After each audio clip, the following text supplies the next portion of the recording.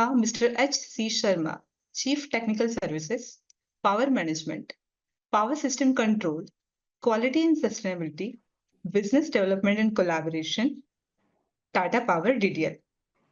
Today, Mr. Sharma will talk about enhancing grid modernization and resilience through digital substation and energy storage solutions. So, let's welcome Mr. Sharma. I would go to the technology journey which we have starting from 2002 till date. So there are various phases. Actually, if we talk of automation or digitization or digital transformation, see, there are extent of it. Whatever, there is no one, I can say, the dimension which we can measure that now automation is complete or digitization is complete. It is always a never-ending type of situation where you can think of like you start automation, start one layer, and then you go to the next layer in the same voltage level, maybe to say, for example, in grids, first was like taking the status of all the equipment, all the sets there, and then controlling the sets, then further online monitoring of the sets, like even say, for example, for transformers, we have to have like online DGA also as of today in a few of the grids. So this is in extent, nobody can say that at this level my automation or digitization is complete. It is always never ending, and each layer being added, it gives some facility to the customer, mainly in reliability, and then going further maybe in the cost part also. We have implemented SCADA and then gone further, which is available on the screen. And as of today, we have integrated ADMS system, which controls all grids from there, and almost everything at the level of grids is being controlled from there, and there is no manual operation. I would take a few of the use case because it is not possible to cover entire. So going on the next slide, we have 66 by 33 kV level. Then we can say almost we are done for the automation. Of course, this, as I have already told, that this is not it's a process of doing automation. It is not like end of it anywhere. 11 kV level, we have almost 40% things automated, and at LV level, we have started 3 years back, but it's going at a good pace. We are getting results out of it. So this is at 440 or 220 volt level. This is grid asset monitoring for our 66 kV and 33 kV grids. I have already stated earlier also that every equipment status and controls are available in our central control room. All our grids are totally unmanned, and of course, as we started with taking a status and control, and then we went ahead further. Now we are having like thermal cameras, we have like normal cameras, where we have a total internal security system which controls everything, and that helps us in a many way in electrical system also, because in many of the places, whenever there is some fire or something in the panel, or we have to see the time sequence of failure of the equipment, then visually we can see through these devices. So that is our security control system, where our entire grid is being monitored through a separate control room, and which keeps a log of the event happening. The data which we collect, it is a huge data. It can, and this data can be used for finding out the cause, and then probably finding out the action plan and the solution. Because if we have the right data at right time, probably the solution is also accurate and the faster solution, which gives a very good insight into any fault, that what was the level of fault, how much time it persisted, where it started, which equipment it started, and how it was prevented or how it was isolated further. at the end of it.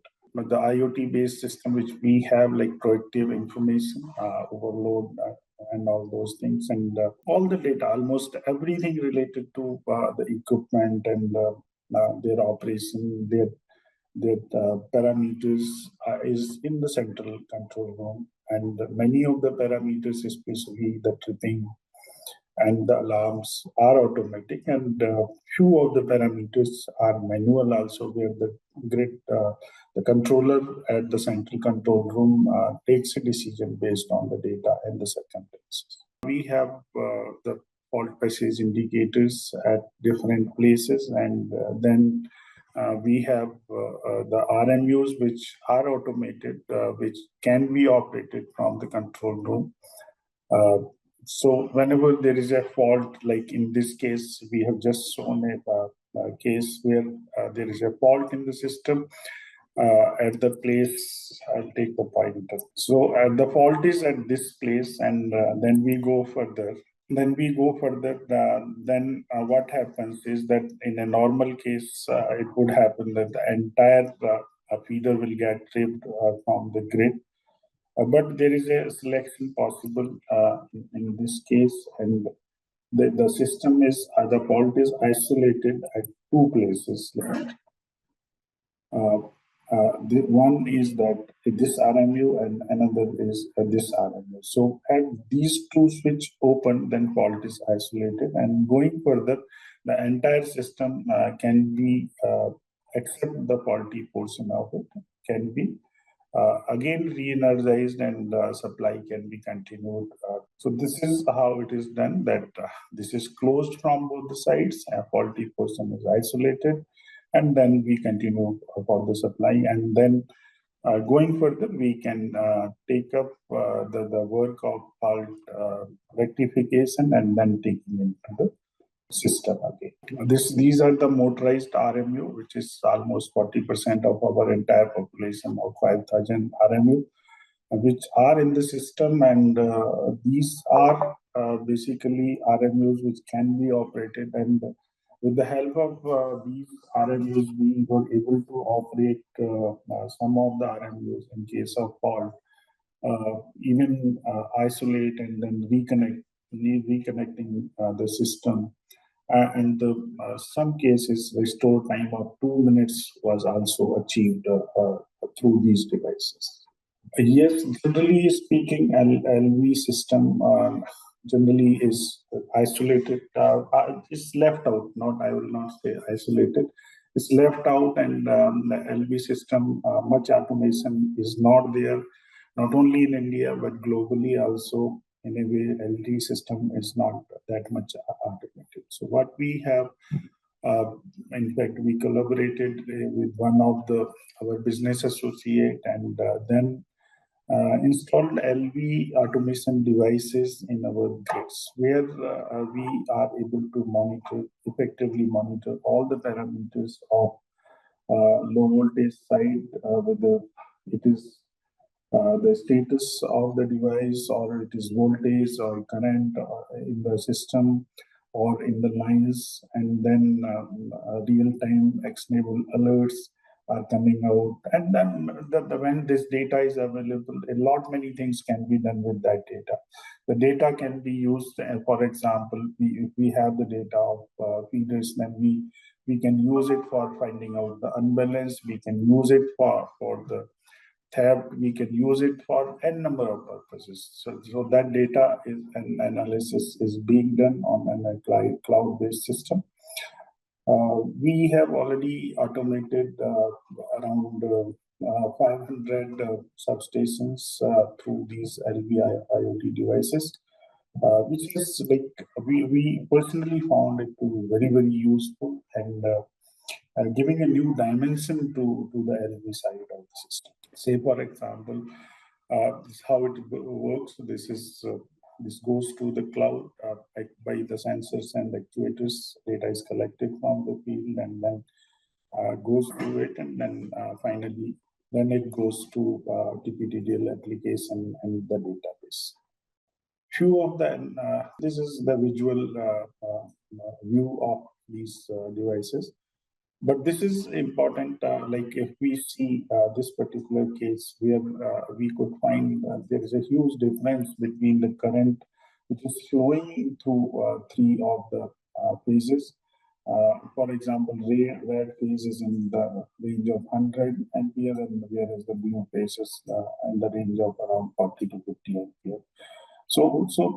This not only basically give the premature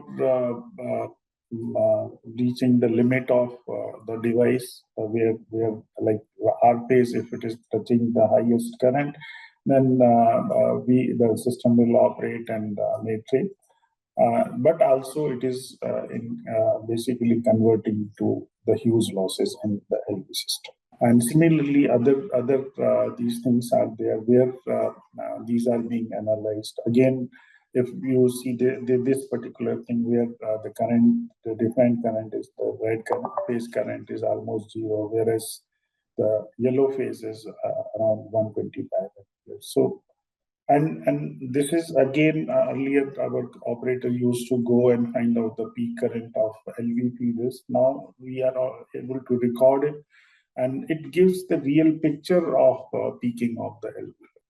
This is again further analysis of the data. Just see, it's like once the data is in, you can analyze in different manner. You can have different findings out of it, and then probably improve the system.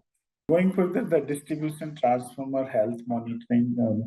This is one device which was very much required in India, that because the transformer generally otherwise left in the field, and nobody takes care of distribution transformers which are lying in the field, and they are facing like hardest type of weather variations. Like if you now you have like rains, and then you have summer, or you have winters.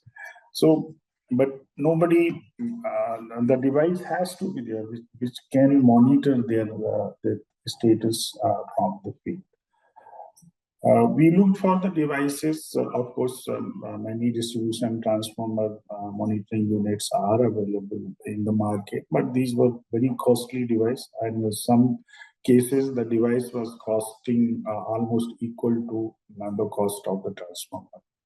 So what we have done is going further, that we developed a device which is basically, I'll take it in the, we have around 5,000 transformers, and getting so many devices was really very difficult, and then installing it in the field. What we thought is that from the direction of the energy audit, we have to provide meters before any distribution transformer up to the, right now up to the 25 kVA, but at least up to say 100 kVA transformer, you need to provide a meter before that.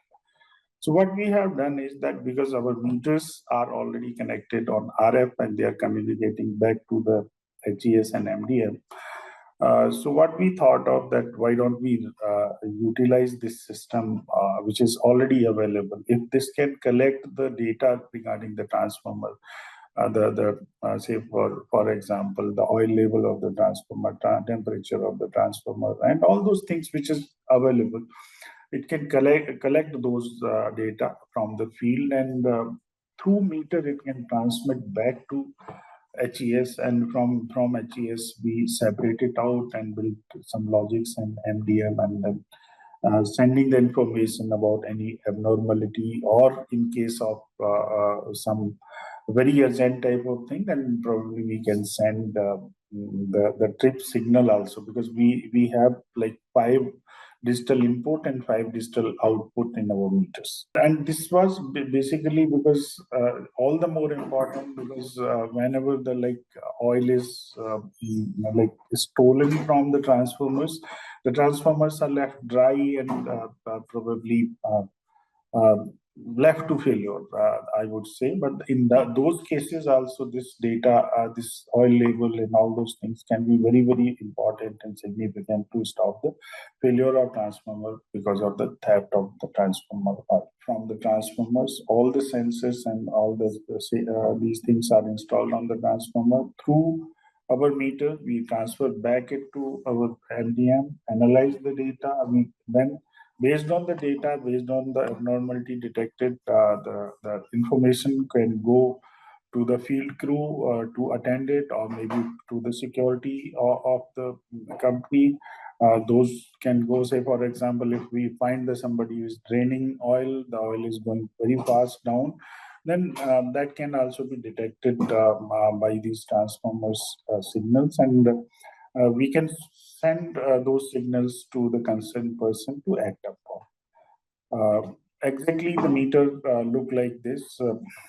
This is the place which is, if you see this is that termination where all 5 inputs and 5 outputs are there, and these inputs, put and output, are being utilized for monitoring the transformers. So the meter has become a TMU in a way for all the transformers on which meters is installed, and it has basically saved many transformers from failing, and we had a very good experience out of it.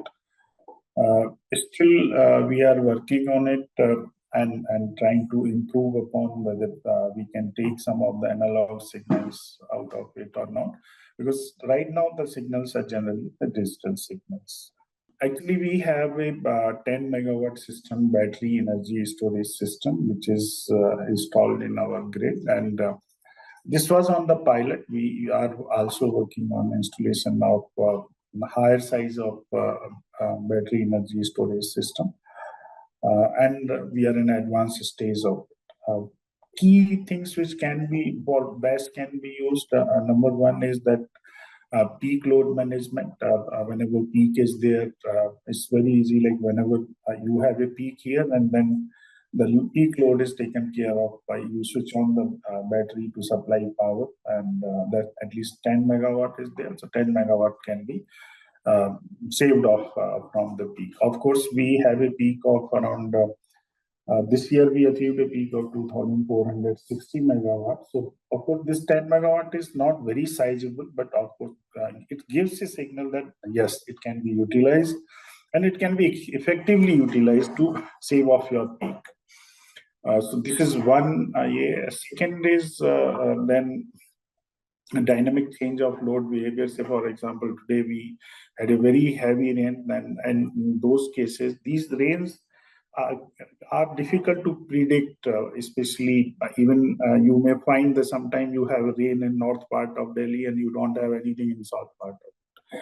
So it's very difficult, and you cannot plan for it. In such cases, that if load crashes, like 200, 300 megawatt crashes due to such heavy rains, then in those cases also, this is a dynamic behavior of the load. In those cases also, if you have a storage system available, this can be utilized. Arbitrage is the last one. Arbitrage, energy arbitrage is another thing where we can utilize it. Of course, you require a little higher capacity. Because what happens is that during the day, because solar is abundantly available in the system, so solar power in generally, like even in the peak summer, we found the power cost is around 2 rupees, 2 rupees 50 paisa, up to 3 rupees during the morning hours of the day. Whereas during the evening, like from 7 o'clock to say 2 o'clock night, the cost of power would be touching the top, that is around 10 rupees. So there is a huge difference. The battery can be charged during when the cost is low, and it can be discharged when cost is high. So that also one of the, or it can effectively use solar power to light, to provide energy during the night also. So that is another which we call energy arbitrage, that you fill the battery during cheap power and then you discharge it when power is costly. Future outlook, yes, these are, of course, in battery system, cost is still prohibited, very high cost. But we are very hopeful that in times to come, this cost will go down. and it will really become feasible to use solar power in night. So I think this is my last slide. Thank you very much. Thank you, Mr. Sharma, for sharing your views.